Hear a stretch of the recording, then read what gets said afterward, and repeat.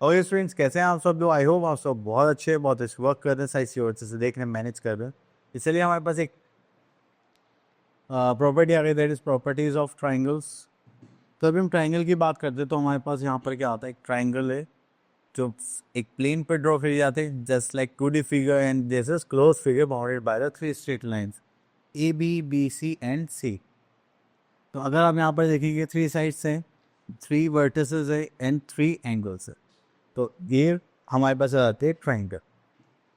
चलिए उसके बाद हम यहाँ पर आ जाते हैं क्लासिफिकेशन ऑफ ट्राइंगल्स पर।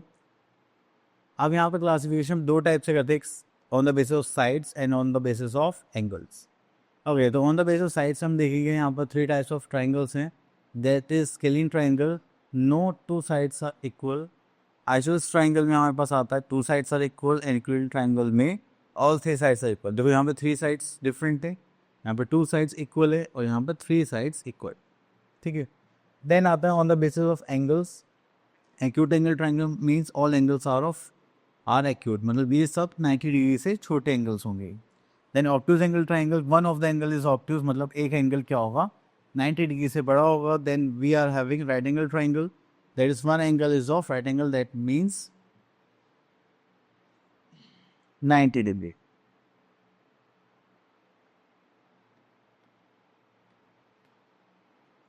चलिए इसके बाद आता है medians. Medians of triangle, medians of triangles की बात करें, जब भी एक लाइन एक वर्टेक्स से और एक साइड पर लाई करती है और वो उस साइड को 2 इक्वल पार्ट्स में डिवाइड करती है, दैट इज आर मीडियन। अब देखिए यहाँ पर क्या है, हमारे पास एक एडी लाइन है जो कहाँ पर लाई कर रही है, BC पर, और BC को 2 इक्वल पार्ट्स में डिवाइड कर रही है in the form in the line segment, that is BD and DC। ठीक है, इतना करने के बाद फिर हम यहाँ पर आगे चलते हैं। The line segment joining the midpoints of the sides of a triangle is called the median of the triangle. चलिए उसके बाद आता है हमारे पास all the medians of the triangle meet at the common point that is centroid. तो जाएगा 1, 2 and this is 3। तो यहाँ पर तीनों पॉइंट्स मीट करते हैं, दैट इज वो सेंट्रॉइड। ठीक है, और उसको क्या बोलते हैं हम लोग, कॉन्फ्रेंस और एंड द मीडियंस और कॉन्ट्रैक्ट।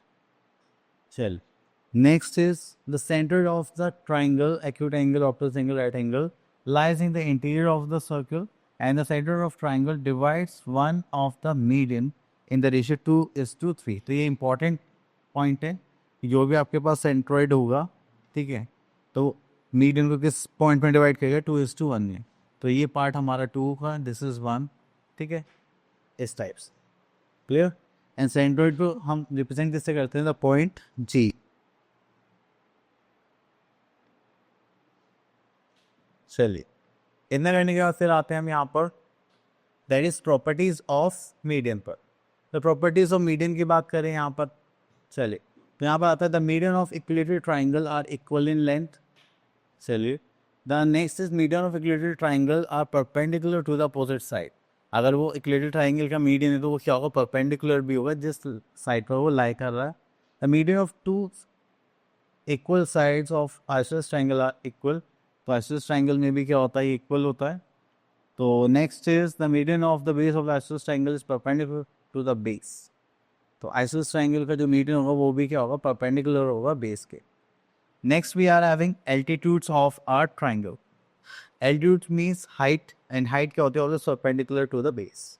जहाँ से भी आप अपना एल्टीट्यूड देखते हैं तो वो क्या हो जाएगा, हमारा perpendicular.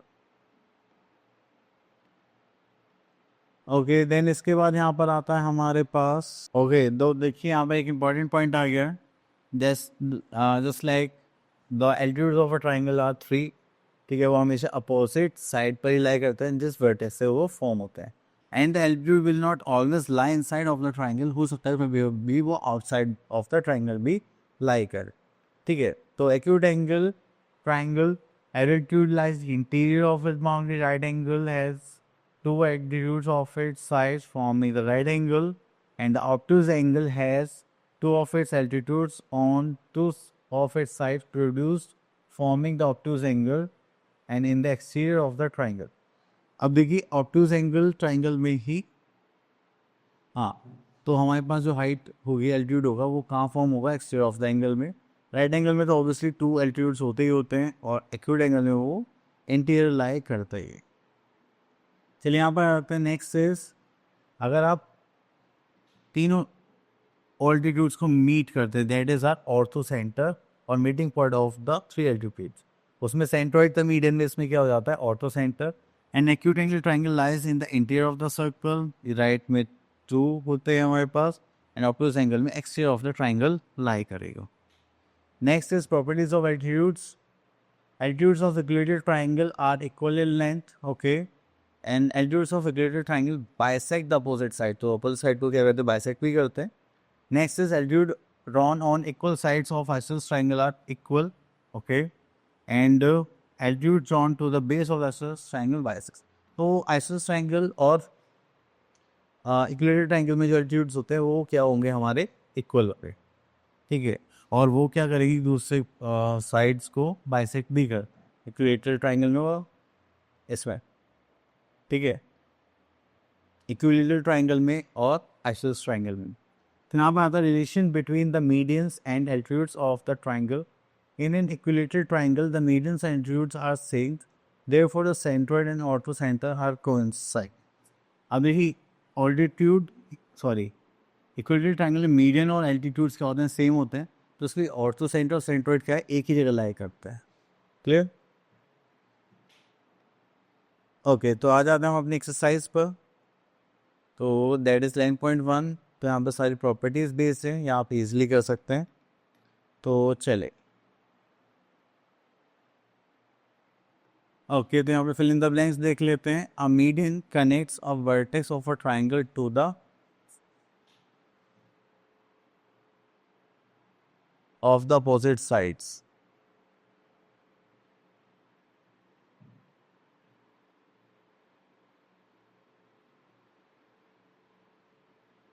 To the base of opposite side लिख लेते हैं, ठीक है। चलिए नेक्स्ट प्रॉपर्टी पर आ जाते हैं यहाँ पर, that exterior angle of a triangle. देखिए एक्सटेरियर एंगल का मतलब क्या है कि यहाँ पे एक ट्राइंगल फॉर्म कर रहे हैं जस्ट लाइक ABC, एंड यहाँ से आपने एक लाइन एक्सटेंड कर दी, तो ये जो बाहर एंगल बन रहा है इस ट्राइंगल में, that is exterior angle. Exterior angle की खास बात क्या होती है, एक्सटेरियर एंगल का सम अपोजिट टू इंटीरियर एंगल से इक्वल होता है। तो अगर हम बात करें यहाँ पर एंगल ACD की, ये एंगल का जो सम है वो एंगल A और एंगल B के इक्वल होगा, ठीक है। तो यहाँ पर आ जाता है अपनी प्रॉपर्टी पर, exterior angle property of a triangle that is angle ACD is sum of opposite to interior angles. चलिए नंबर ऑफ एक्सटेरियर एंगल्स कितने होंगे, 10/3, ठीक है। तो ओके, हाँ, if we produce all the 3 sides of the triangle in both direction, अच्छा दोनों directions में हम करते हैं, ठीक है, तो हम कितने एक्सटेरियर एंगल्स को फॉर्म कर सकते हैं, 6। अगर हम सिर्फ एक ही डायरेक्शन में करते हैं तब हमारे पास होंगे 3 एंगल्स। चलिए इसके बाद आगे चलते हैं। आगे तो यहाँ पर आते हैं question number 4, find the value of unknown interior angle. Okay, तो यहाँ से हम एक क्वेश्चन पिक कर लेते हैं, दिस वन।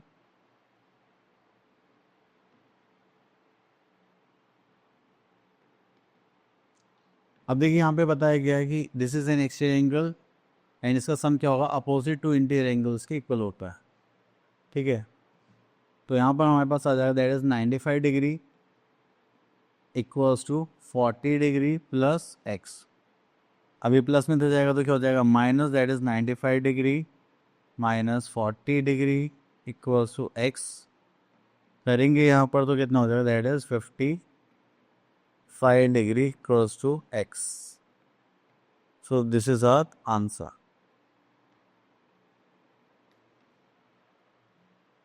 ठीक है। चलिए इतना करने के बाद हम यहाँ पर आ जाते हैं क्वेश्चन नंबर 6 पर। अब देखिए हमें एक्सटेरियर एंगल निकालना है, तो अपोजिट टू इंटीरियर एंगल्स के इक्वल होगा, तो ये और कितना हो जाएगा, 40 degree plus 30 degree equals to 70 degree, ठीक है। चले उसके बाद आते हैं हमारे पास, next is angle sum property of a triangle. Angle sum property की बात करें तो हमारे पास ट्राइंगल्स के 3 एंगल्स होते हैं, उनका सम कितना होता है, 1 2 3। तो चलिए यहाँ पर देखते हैं, to find the sum of all the angles of a triangle is angle A, angle B and angle C is 180 degree. तो चलिए स्टार्ट करते हैं अपनी प्रॉपर्टीज। तो यहाँ पर कुछ है क्या, नो।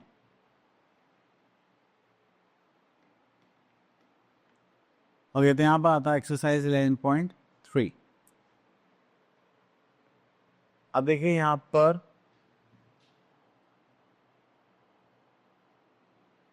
हमसे बोलेगा find the value of x and Y.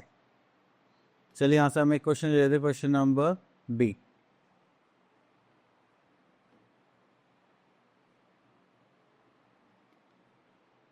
तो देखिए एंगल वाई जो हो जाएगा that is of 85 degree, that is vertically opposite angle. ठीक है, देन उसके बाद हम तीन एंगल का सम करेंगे तो यहाँ पर हो जाएगा angle x plus angle y plus angle जो भी है, इसको चलो 45 डिग्री ही लिख लेते हैं।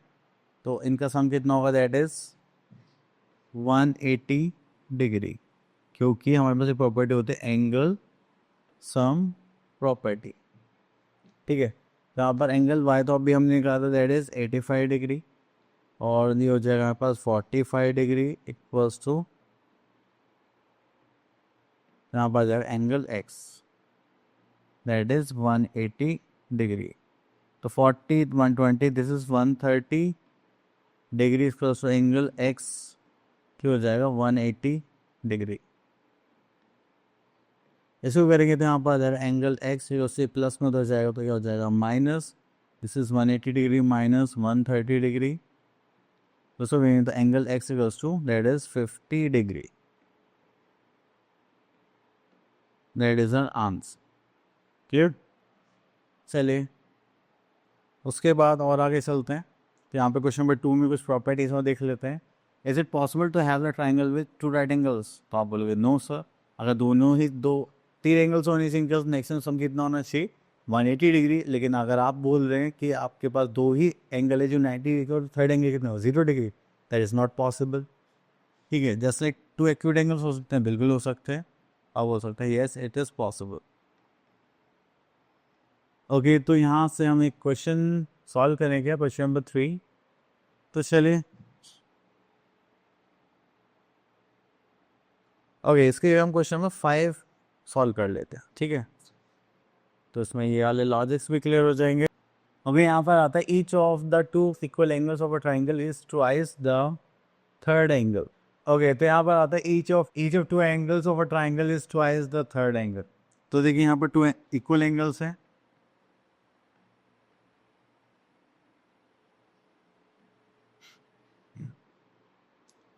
Angle is twice the third angle.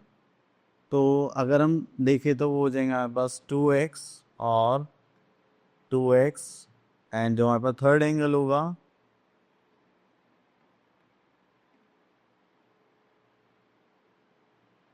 Third angle is of x। ठीक है, चलिए तो यहाँ पर करते हैं। तो हमारे पास होते हैं एंगल सम प्रॉपर्टी।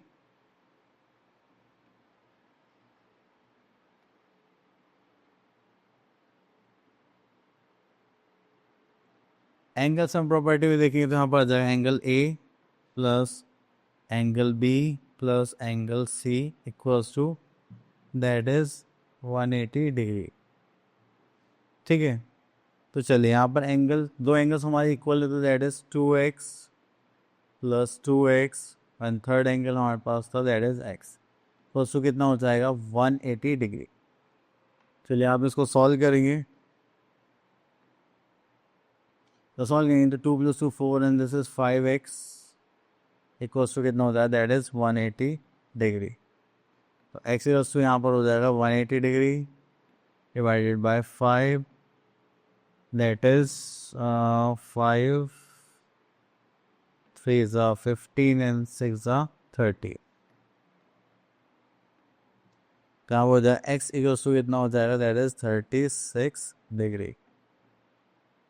ठीक है, चलिए इतना करने के बाद हमारे पास जो एंगल्स हैं, तो चलिए एंगल्स हो जाएंगे हमारे पास that is 72 degree comma 72 degree comma 36 degree.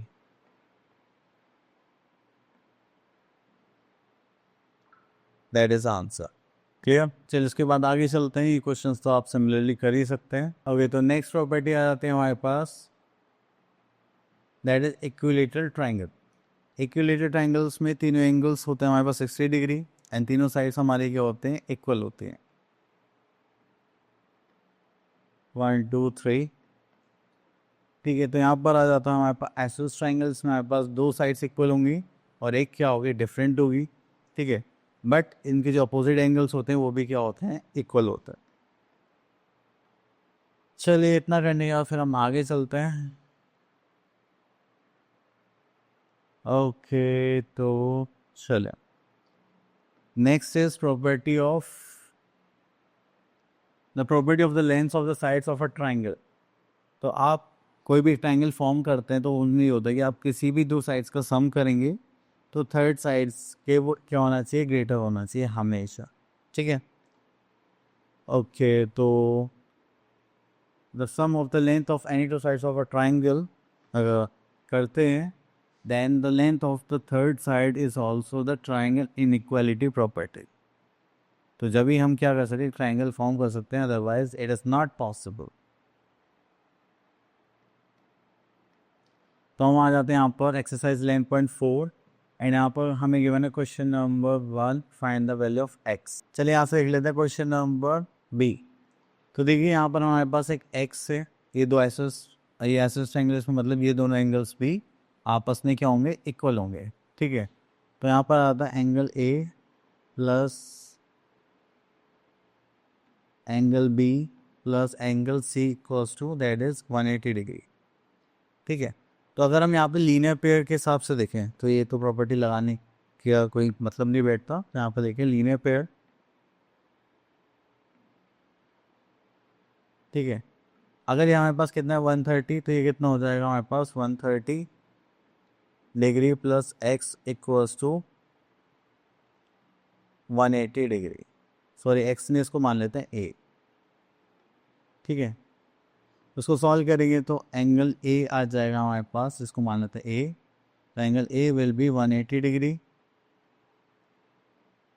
Minus 130 degree and angle A equals to हो गया यहाँ पर 50 डिग्री, ठीक है। ओके, तो यहाँ पर देखें angle A plus angle x किसके इक्वल होना चाहिए, एंगल वाई के, ठीक है। तो चले अब हम यहाँ पर क्या यूज़ करेंगे, एंगल सम प्रॉपर्टी। तो हम यहाँ पर आते हैं एंगल सम प्रॉपर्टी पर, that is angle sum property, ठीक है। तो यहाँ पर आ जाएगा हमारे पास x plus angle a plus angle a, क्योंकि ये आइसोसेलेस ट्रायंगल है तो एंगल्स इसमें क्या होंगे, सेम होंगे, दैट इज ऑफ 180 डिग्री। तो एंगल a कितनी होता है, that is for 50 degree plus 50 degree equals to 180 degree. तो ये हो जाएगा x को प्लस करेंगे तो यहाँ पर क्या 50 प्लस 50 कितना हो जाएगा 100 डिग्री इक्वल्स टू 180 डिग्री। इतना करने के बाद फिर हम गए यहाँ पर, तो एक्स इक्वल्स टू कितना हो जाएगा 180 डिग्री माइनस 100 डिग्री, तो एक्स इक्वल्स टू हो जाएगा हमारे पास दैट इज 80 डिग्री,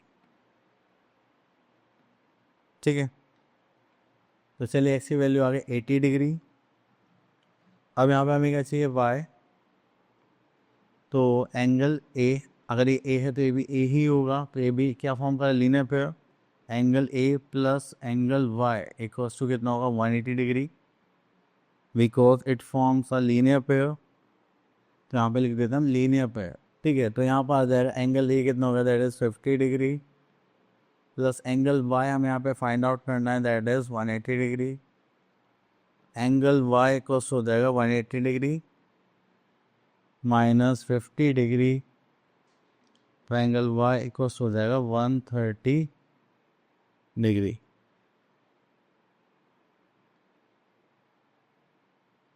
ठीक है। चलिए तो इतना हो गया, उसके बाद आगे चलते हैं। चलिए बाकी सारे पार्ट्स आप इजीली कर सकते हैं, आगे देखते हैं और क्या है हमारे पास। चलिए तो यहाँ पर आ जाते हैं क्वेश्चन नंबर 7।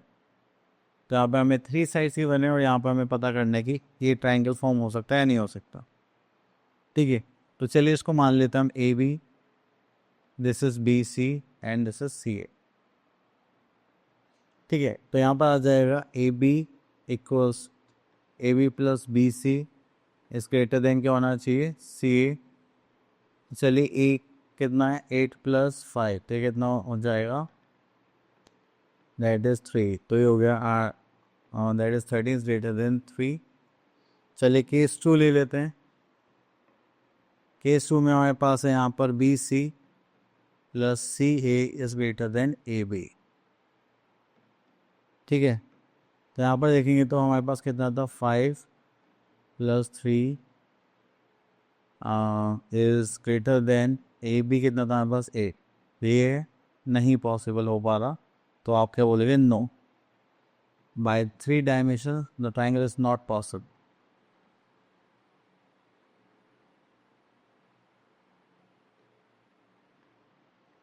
ठीक है, चलिए next we are having Pythagoras property in the right angle triangle.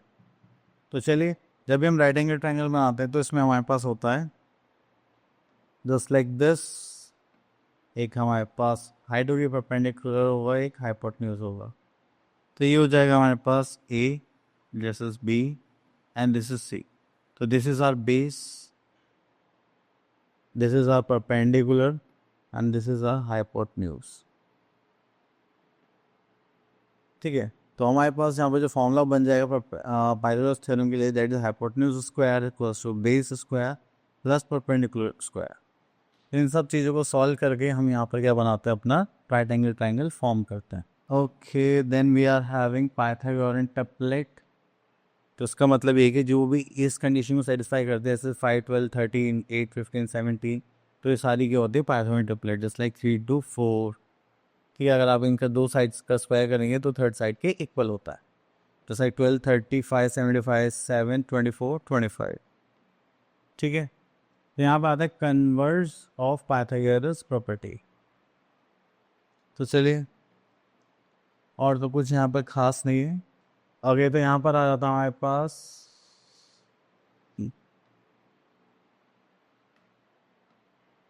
Okay, तो यहाँ से हम देखते हैं बस। ठीक है, हमारे पास पाइथागोरस थ्योरम का यूज़ करना आना चाहिए, बाकी तो सब ठीक हो ही जाएगा। यहाँ पर the two legs of right angle triangle are equal and the square of the hypotenuse is this. तो देखिए यहाँ पर कुछ इस टाइप से मान लेते हैं, हमारे राइट एंगल ट्राइंगल है, ये दोनों साइड्स इक्वल है एंड हाइपोटेन्यूज का जो स्क्वायर है वो कितना है, 50 मीटर स्क्वायर। क्लियर, चलो तो यहाँ पर पाइथागोरस थ्योरम लिखते हैं।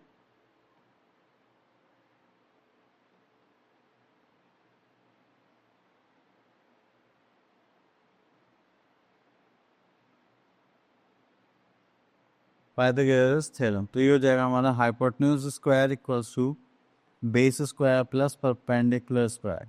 हाइपोटेन्यूज देखेंगे तो हमें यहाँ पर गिवन है दैट इज 50, बेस और परपेंडिकुलर स्क्वायर इक्वल है तो हम यहाँ पे लेते हैं x square and that is x square.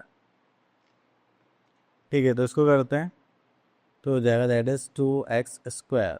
तो ये तो मल्टीप्लाई में चल जाएगा तो क्या हो जाएगा, डिवाइड। तो चलिए हो जाएगा 50/2, उसको करेंगे तो दैट इज 25। तो ये हो जाएगा एक्स स्क्वायर, स्क्वायर पे जाएगा तो हो जाएगा square root, that is x. तो ये हो जाएगी 5 = x सेंटीमीटर। ठीक है, तो लेंथ ऑफ ईच लेग बताना है।